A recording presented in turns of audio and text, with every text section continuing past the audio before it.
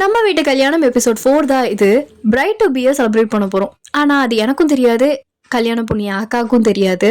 ஏன்னா இதெல்லாம் ரெடி பண்ணது வந்து அவங்களோட ஃப்ரெண்ட்ஸ் தான் வந்து ரெடி பண்ணியிருந்தாங்க.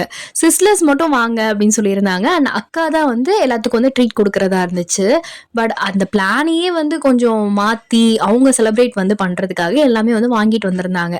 அண்ட் சுமூகமாக முடிஞ்சு போச்சுங்க. நான் வந்து ஃபர்ஸ்ட் வந்து சொல்லியிருந்தது இந்த மகாராணி சிக்கன் தான். பிகாஸ் நான் ரொம்ப நாளாக வந்து இதை ட்ரை பண்ணி பார்க்கணும் அப்படிங்கிற மாதிரி யோசிச்சுட்டு இருந்தேன். அண்ட் அங்கே போனோடனே வந்து ஓகே இது வந்து இன்னைக்கு வந்து ட்ரை பண்ணிடலாம் அப்படின்னு சொல்லிட்டு சாப்பிட்டேன். நல்லா காரமாக சூப்பராக இருந்துச்சு.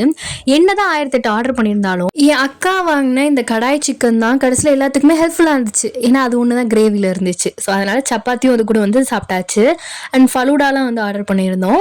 அண்ட் சிக்கன் நகட்ஸ் இருக்குல்ல, ஸோ அந்த சிக்கன் நகட்ஸ், அதுக்கப்புறம் சிக்கன் பாப்கார்ன் அதெல்லாம் வந்து சாப்பிட்டோம். நல்லா இருந்துச்சு. நான் வந்து கடைக்கு போயிட்டோன்னா இந்த ஃபிஷ்லாம் வந்து ட்ரை பண்ண மாட்டேன். ஆனால் இந்த டைம் வந்து ஃபிஷ் மோலி அப்படின்னு சொல்லிட்டு ஒன்று இருந்துச்சு. சரின்னு சொல்லிட்டு அதுவும் வந்து ஆர்டர் பண்ணியிருந்தோம்.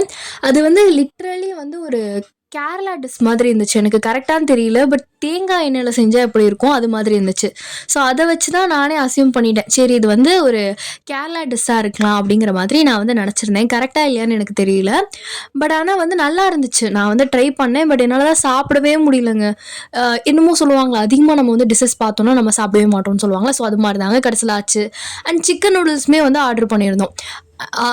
ஆனாலும் எனக்கு கடைசியில் கை கொடுத்தது இந்த சப்பாத்தி தான். நாங்கள் வந்து ஒரு 5 to 6 பீப்புள் வந்து போயிருந்தோம். ஸோ அதனால் வந்து நல்லா சாப்பிட்டாச்சு. ரேட்டுமே வந்து 1100 வந்துச்சுங்க மொத்தமாக.